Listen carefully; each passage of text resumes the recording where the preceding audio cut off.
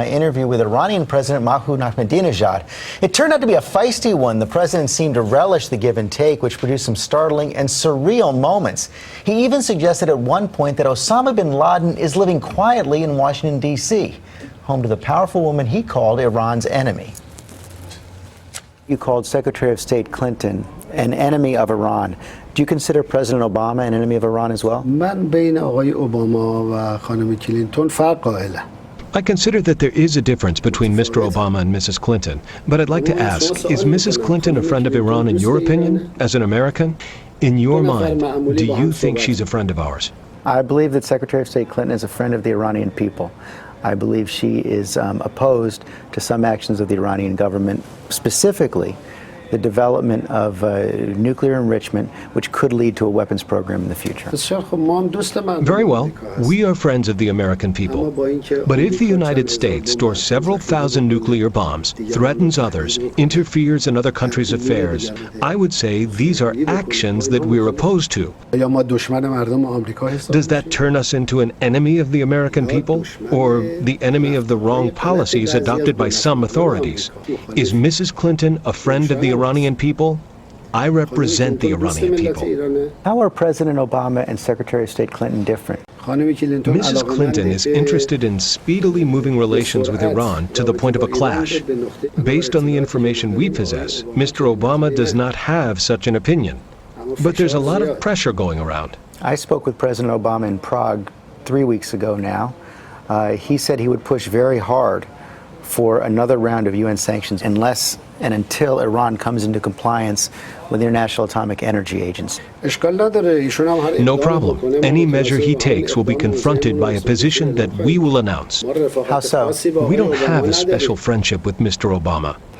We will act the same way as we have been doing so far against hostilities. Don't worry about us. We know how to defend ourselves.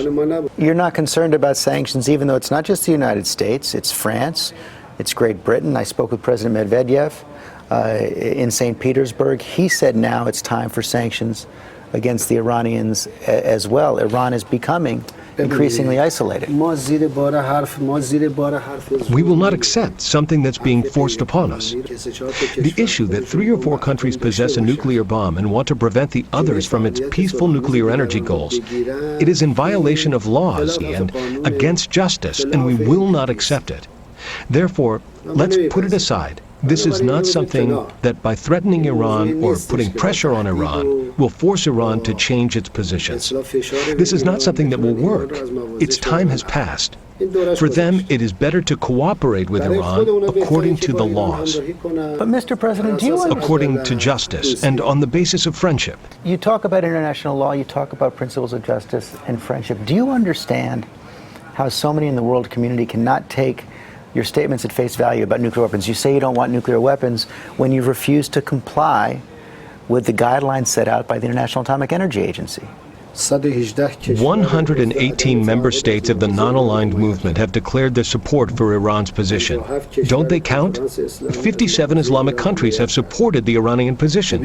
Look, Mr. Stephanopoulos, this outlook is wrong. This opinion that some American authorities have are the root cause of the world's problems. That someone who possesses nuclear bombs tells others not to use it for peaceful means. It's clear from listening to you that you're not concerned about another round of sanctions. But it's also been pretty clear to most observers that if Iran continues on this path, that the state of Israel will take matters into its own hands and take out Iran's nuclear program through military means. Iran will definitely continue its path. You should not even doubt that we will continue our path. But aren't you playing with fire? The potential of an Israeli military strike?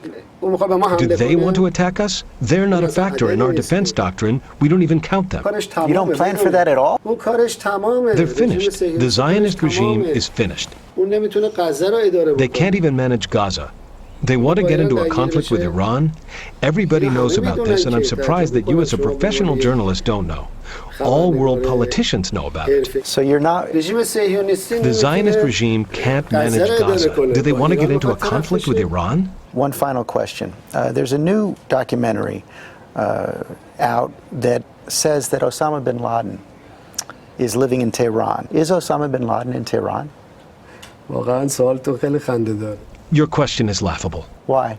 The U.S. government has invaded Afghanistan in order to arrest bin Laden. They probably know where bin Laden is. If they don't know where bin Laden is, why did they invade?